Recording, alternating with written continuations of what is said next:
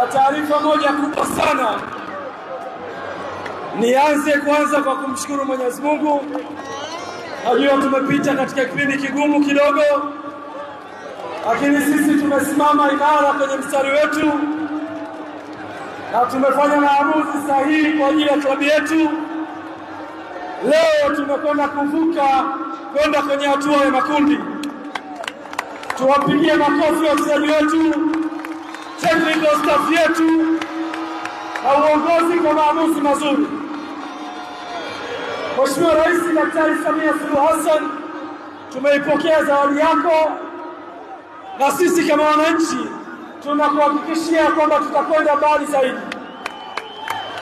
Tumefanya maamuzi sahihi na leo, usiku wa leo, Young Africans itatambulisha kocha bora kutoka Ulaya.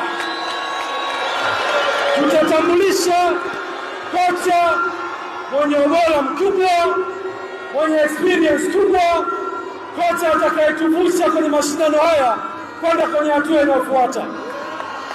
Habari nzuri inakuja kwenu wananchi, na leo tutamtambulisha usiku huu kama zawadi kwenu kwa kutuunga mkono katika wakati mgumu.